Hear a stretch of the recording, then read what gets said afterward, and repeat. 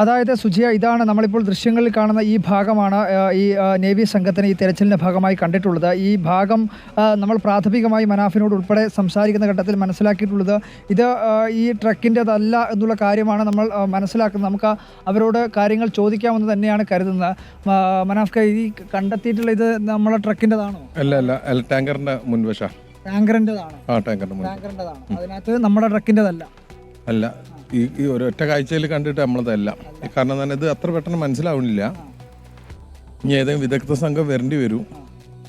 100% നമ്മളതാണ് എല്ലാന്നും പറയാൻ കഴിയണില്ല. കാരണം അതിൻ്റെ ഇരുമ്പ് കണ്ടിട്ട് ഭയങ്കര പുതിയൊരു ഇരുമ്പ് മാതിരിയാണ്. ഇതിൻ്റെ അടിയിൽ, വെള്ളത്തിൻ്റെ അടിയിൽ പോയ ടാങ്കറിന് ഒരു 10 കൊല്ലെങ്കിലും പഴക്കമുണ്ട്. 10 കൊല്ലെങ്കിലും പഴക്കമുണ്ടാവേണ്ടിയാണ് ആ ടാങ്കർ. പുതിയ ഭാഗമാണ് ഇപ്പോൾ കിട്ടിയത് അല്ലേ? പുതിയതാണ്. പക്ഷേ ഇങ്ങനത്തെ ഒരു പാർട്സ് നമ്മളെ ഭാരത് ബെൻസിന് കാണുന്നില്ല. ഭാരത് ബെൻസിൻ്റെതാണെന്ന് തോന്നിപ്പിക്കുന്ന പാർട്സ് അല്ല ഇപ്പോൾ ലഭിച്ചത്. അല്ല. ഈ നമ്മളിപ്പോൾ മനാഫിനോട് കാര്യങ്ങൾ ചോദിച്ചിട്ടുണ്ട്. മനാഫ് പറയുന്നത് ഇത് ഭാരത് ബെൻസിൻ്റെതല്ല എന്നുള്ളതാണ്. ഭാരത് ബെൻസിന് ഇത്തരത്തിലുള്ളൊരു ഭാഗമില്ല എന്നുള്ളതാണ് ഇപ്പോൾ പറഞ്ഞിട്ടുള്ളത്. അതായത് ഇങ്ങനെയൊരു ലോഹഭാഗം ഭാരത് ബെൻസിൻ്റെ ഈ ട്രക്കിനകത്ത് ഉണ്ടാവേണ്ടതില്ല, അല്ലെങ്കിൽ അങ്ങനെ ഒരു ഭാഗമുള്ളതായി ശ്രദ്ധയിലില്ല എന്നുള്ളതാണ്. ഒരു പക്ഷേ ടാങ്കറിൻ്റെതായിരിക്കാം എന്നുള്ള കാര്യം കൂടി അദ്ദേഹം പറയുന്നുണ്ട്. പക്ഷേ എങ്കിൽ കൂടി ഇതിനകത്തൊരു കൃത്യമായ തോതിലൊരു പരിശോധന നടത്തി തെളിയിക്കേണ്ടതുണ്ട് എന്നുള്ളതാണ് അദ്ദേഹം പറയുന്നത്.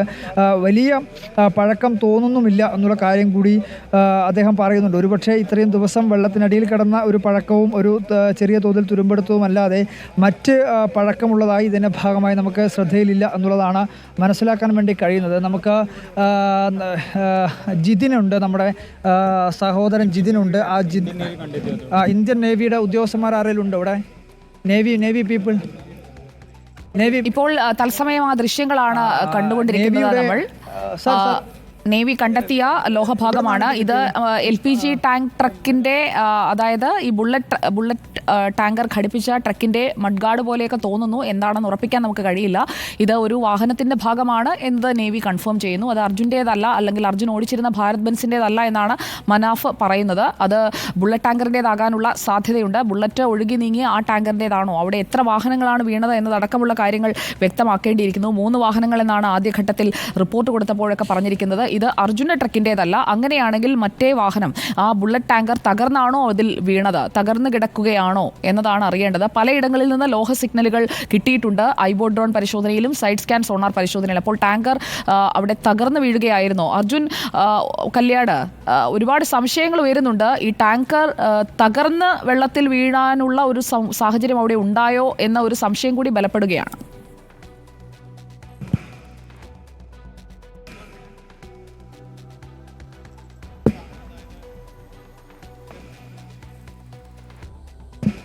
സുജയ്, ഇതിനകത്ത് പ്രധാനമായി 2 കാര്യങ്ങളാണ്. അതായത് ഒന്ന്, നമ്മുടെ അർജുൻ സഞ്ചരിച്ചിരുന്ന വാഹനം വെള്ള കളറിലാണ്. ഇതിൻ്റെ പുറത്ത് കാണുന്ന ഇതും വെള്ള കളറിലാണ് നമുക്ക് കാണാൻ വേണ്ടി കഴിയുന്നത്. അപ്പോൾ ഒരുപക്ഷെ അത്തരത്തിൽ ഒരു സാധ്യത നമുക്ക് തള്ളിക്കളയാൻ വേണ്ടി കഴിയില്ല. പക്ഷേ എങ്കിലും ഈ മനാഫും അതുപോലെ തന്നെ അർജുൻ്റെ സഹോദരൻ ജിതിൻ ഉൾപ്പെടെ പറയുന്നത് ഇത് ഒരു 90% ഈ ടാങ്കറിൻ്റെതായിരിക്കാൻ സാധ്യതയില്ല, അല്ലെങ്കിൽ ഈ ട്രക്കിൻ്റെതായിരിക്കാൻ സാധ്യതയില്ല എന്നുള്ളത് തന്നെയാണ് അവർ പറയുന്നത്. പക്ഷേ കൃത്യമായ തോതിലുള്ള ഒരു പരിശോധന നടത്തിയാൽ മാത്രമേ അത് പറയാൻ വേണ്ടി കഴിയുകയുള്ളൂ എന്നും പറയുന്നുണ്ട്. ഇതിനകത്ത് നമുക്ക് കാണാൻ വേണ്ടി കഴിയുന്നതിൻ്റെ ഇത് അടർന്നു വീണിട്ടുള്ള പെയിൻ്റാണിത്.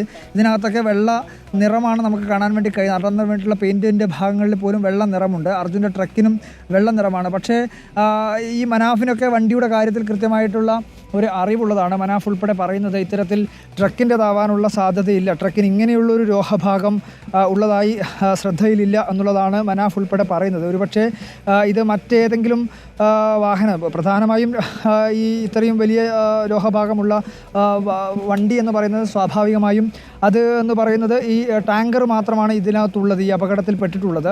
അപ്പോൾ അങ്ങനെയുള്ള ഭാഗമാണോ എന്ന കാര്യത്തിൽ കൂടി ഒരു വ്യക്തത വരേണ്ടതുണ്ട്. ഇപ്പോൾ എന്തായാലും ഈ ഭാഗം കണ്ടെത്തിയിട്ടുണ്ട്. ഇന്ത്യൻ നേവിയുടെ സെർച്ചിങ്ങിൻ്റെ ഭാഗമായിട്ടാണ് ഈ ഭാഗം കണ്ടെത്തിയത്. ഇനി ഒരു വിശദമായ തോതിലുള്ളൊരു പരിശോധന നടത്തിയാൽ മാത്രമേ ഇത് ഔദ്യോഗികമായുള്ള സ്ഥിരീകരണത്തിലേക്ക് എത്താൻ വേണ്ടി കഴിയുകയുള്ളൂ എന്നുള്ള കാര്യമാണ് മനസ്സിലാക്കുന്നത്. എന്തായാലും പ്രാഥമികമായിട്ടുള്ള ഒരു വിലയിരുത്തലിൽ മനാഫിൻ്റെയും അതുപോലെ തന്നെ ജിതിൻ്റെയും അർജുൻ്റെ ബന്ധു ജിതിൻ്റെയും എല്ലാം ഉള്ള ഒരു വിലയിരുത്തലിൽ അവർക്ക് വാഹനങ്ങളെക്കുറിച്ച് നല്ല ധാരണയുള്ളവരാണ്. അപ്പോൾ അവർ പറയുന്നത് പ്രകാരമാണെങ്കിൽ ഇത് അർജുൻ സഞ്ചരിച്ച ട്രക്കിൻ്റെതല്ല എന്നുള്ള കാര്യമാണ് അവർ പറയുന്നത്. പക്ഷേ അത് ഔദ്യോഗികമായി പറയണമെന്നുണ്ടെങ്കിൽ കൃത്യമായ തോതിൽ പരിശോധന നടക്കേണ്ട മനസ്സിലാക്കേണ്ടതുണ്ട്. കൃത്യമായ തോതിൽ ഒരു വ്യക്തത വരേണ്ടതുണ്ട്. എന്തായാലും ഇന്ത്യൻ നേവിയുടെ ഇന്നത്തെ തിരച്ചിലിനിടയിലാണ് ഈ ഇത്തരത്തിലുള്ളൊരു ലോഹഭാഗം കണ്ടെത്തിയിട്ടുള്ളത്. ഇതൊരു വലിയ ഭാഗം തന്നെയാണ്. ഏതെങ്കിലും ചെറിയ വാഹനത്തിൻ്റെതാവാനുള്ള ഒരു സാധ്യതയുമില്ല. വലിയ കനമുള്ള ഭാരമുള്ള ഭാഗം തന്നെയാണ് ഇതുള്ളത്. നമുക്ക് തന്നെ അതായത് നല്ല കനമുണ്ട്, വലിയ വെയിറ്റ് നമുക്ക് തന്നെ തോന്നുന്നുണ്ട്. അത്തരത്തിൽ നല്ല ഭാരമുള്ള വാഹനം തന്നെയാണ് അല്ലെങ്കിൽ ലോഹഭാഗം തന്നെയാണ് ലഭിച്ചിട്ടുള്ളത്.